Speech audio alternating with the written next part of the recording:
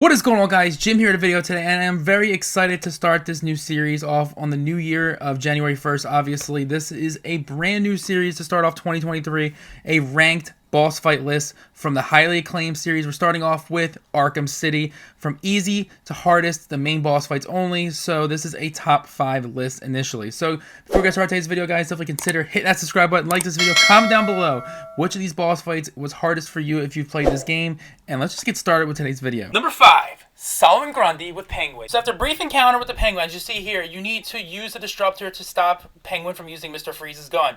After you get to him, it's a quick thing where you just punch him, and yes, as you see on my screen, it didn't glitch this time. Yes, there's a glitch when Penguin was even on the screen. We'll talk about it in a total different video. One of the worst glitches I've ever seen, but that's besides the point. So let's talk about the real fight. So this boss fight is all about timing and getting that explosion gel into the ground while Penguin is charging up Solomon Grundy. Sounds pretty easy, but honestly, there are 3 waves, and the first one is definitely the easiest. So the first wave, there's 3 portals on the ground. All you gotta do is take explosion gel and hit those portals, and that's pretty easy because there's no other mechanisms moving or no other things happening at the same time. So what happens next? Well, literally the same thing, plus an added time window where you must do the same thing while timing the explosion gel because the ground opens up and goes back and forth. It's pretty annoying, but once you get the timing down, it's a done deal, and that pretty much is it with that phase. But while you're in this phase, he will have a ball and chain, as you see here, literally swinging that thing around, and he's hoping to freaking hit you with that ball, and that thing literally leaves damage more than Harley Quinn smacking you with a freaking hammer.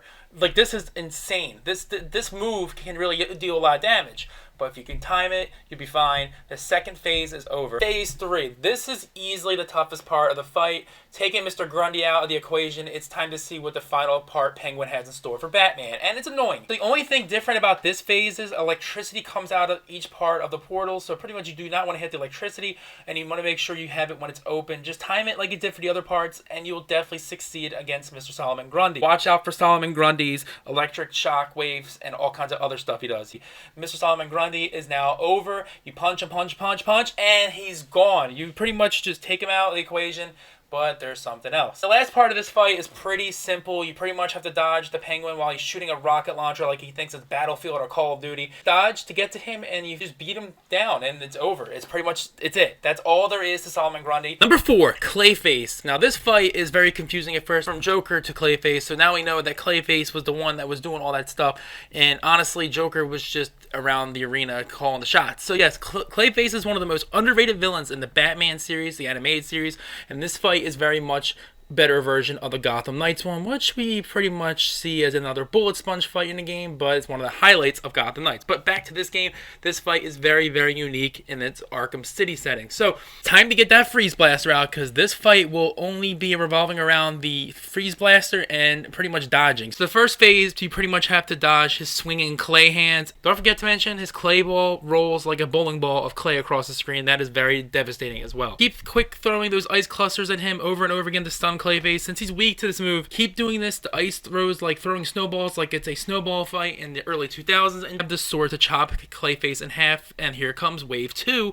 which is pretty much the same. Clayface now has a few new moves where one, he spins clay around the screen that can be very hard to dodge at times because it's so fast and all over the screen, but it's a good idea to shoot the ice far back while he is doing that move because you could hit him at the same exact time.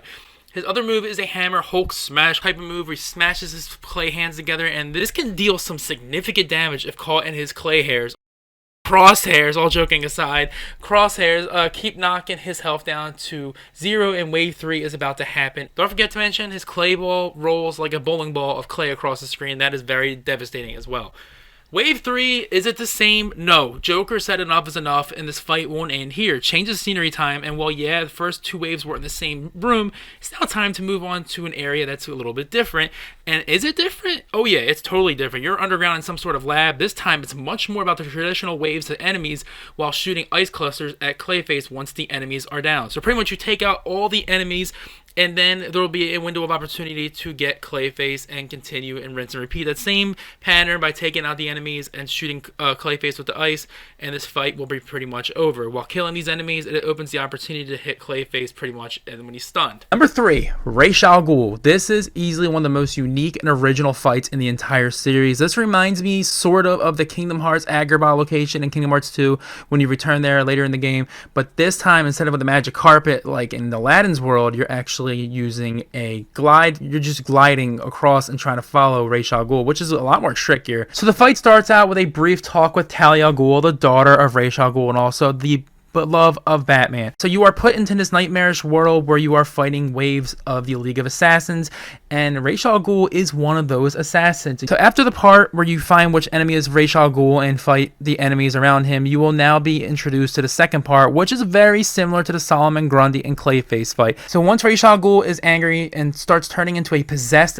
Rachelle Ghoul version of a demon giant genie, it is time to get that electric charge gun up, because this part of the fight requires you to use the electric charge gun. You must hit the opening around his body, because if you hit the spikes, you're not going to deal any damage, and he'll just get more aggressive once he sees how you're trying to shoot at him. This sounds pretty simple, huh? No, it's not, because you must dodge so many moves, ranging from range boomerang attacks to nails flying off the screen. You must be very, very quick with Batman at this part, because if you are not dodging these moves, you will be killed in a very short amount of time. But if you can manage to shoot that electric charge gun at his opening and not the nails around him, then you will be fine. You will get mad and fly towards the screen, and you will have to keep dodging his sword attacks. This is literally like lightning speed of sword attacks, so you must just keep blocking and you will be fine. You will be introduced to a cutscene where Talia Ghul is demanding you to end her father's life, and you will take the rightful spot as the League of Assassins leader.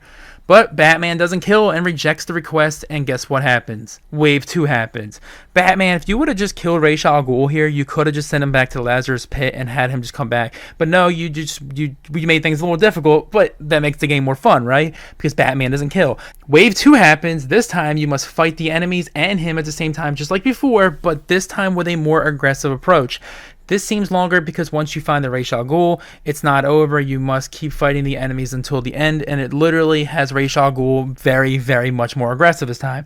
After this part, again, you'll fight the almighty giant genie-looking Rachelle Ghoul again, and this time he's very hard to dodge because this time he will shoot projectiles at you so much faster, so it's imperative that you must shoot that electric charge gun inside the opening where the spikes are not at, because if you can continue to deplete his health with this will be game over for Rachelle Ghoul, but it's not over because at the end, Rachelle Ghoul, what's he do? He takes Talia Ghul hostage, and you must take out Rachelle Ghoul, but how are you supposed to do that when Rachelle Ghoul has Talia pretty much ready for death? What happens? You shoot a backwards batarang, and Rachelle Ghoul's fight ends there. Number 2, Joker's Funhouse Brawl. This is one of the most traditional challenge map type of fight you're going to see in this whole game. So it starts off, the brief encounter with the Joker is a simple start, keep fighting him, and bam, the Joker per usual calls in his lackeys, and there is a lot of them. This is honestly going to be an easier fight for the veterans of the challenge maps and the Arkham series, but if you struggle with those challenge maps, then this is going to be a very challenging boss fight. Guess who arrives? Mr. Abramovich, and he's got a Harley Quinn dollar store type of weapon going on here, and he deals damage pretty bad if he lands it on you. What I mean by dollar store hammer is he's not the real one that should carry the hammer. It should be Harley Quinn. But once you take out the one-armed clown looking like a broken action figure of the 90s, you still need to fight the Titans that are very much more about dodging this time around, instead of like Arkham Asylum where you hit them with a batarang and you dodge and then you take them out. This is more different. It's all about surviving and fighting them and dodging and hitting them, and you must stun them 3 times at the cape to make sure that you can hit them. Fight the Titans, Joker goons, and Joker himself, and once the Joker's the only one left, the fight is pretty much over, and it's an important cutscene that initiates after this, and I won't spoil that cutscene. Coming up at number 1, we have the infamous Mr. Freeze, one of the biggest fights in Arkham City everybody talks about, the hardest fight, and honestly one of the most exhilarating experiences. This is honestly one of the hands down one of the best fights in the whole series. And before we continue, it's not the Mr. Freeze from Gotham Knights, you know, that one that's like a bullet sponge, not that one. It starts off, My Oracle, Freeze is attacking me. Get me the telemetry feed from his suit, now. No problem. This is how I did it. I started off with jumping to the ledge in the beginning and using electric charge quick into that wall. That wall will take Mr. Freeze close to it and pin him to the wall, and his body and the mechanism will cause an electric shock into Mr. Freeze, and that's how the first phase ends, with Batman beating him down.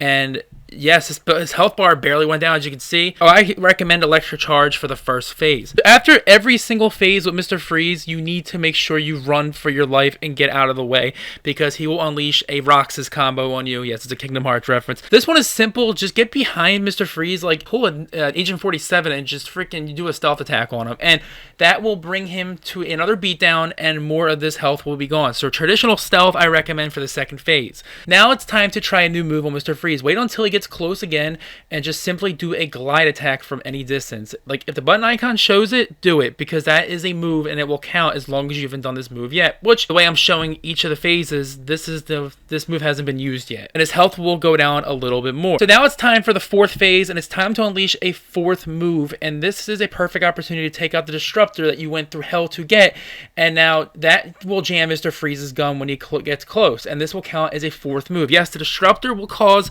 Mr. Freeze to get angry when he's trying to shoot you, and yes, you can just beat the crap out of Mr. Freeze, and that will take you to the next phase. But it's time to get even more creative. So put explosion gel on the wall, and when he gets by, you detonate the explosion, and there's the next move. But keep in mind, you must hit Mr. Freeze. It will tell you on the screen if there's a hostile there, and that's what Mr. Freeze is, obviously.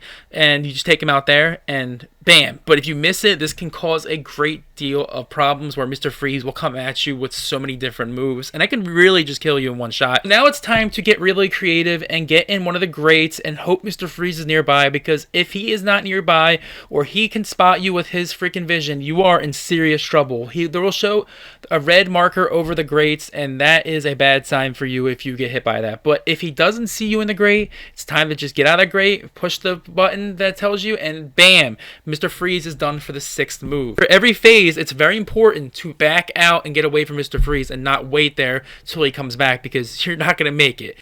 Up next is a little more trickier than the last. This time you're going to want to use the line launcher. Yeah, the move that really helps you get to the Riddler trophy. The line launcher is very important because it's trickier to use, but it can be easier to do if you know how to do it right. Only way this is going to work is if Mr. Freeze's back is turned, as you see here.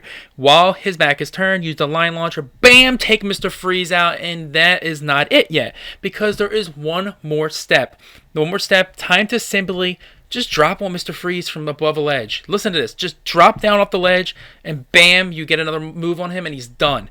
You successfully do 8 different moves and gadgets on Mr. Freeze. It's game over, and Mr. Freeze, bam, asks you for Nora once again to return her.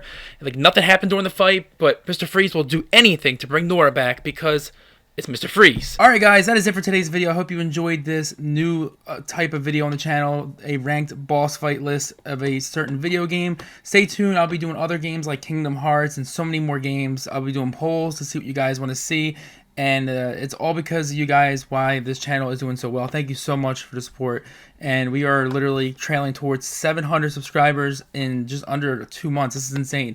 Let me know in the comment section below what you think of these top videos. Let me know in the comment section below what other type of video game boss fight you would like to see in a ranked list like this. And I'll see you guys in the next one. Stay awesome, stay positive, most of all, stay safe, and once again, Happy New Year. Peace out, guys.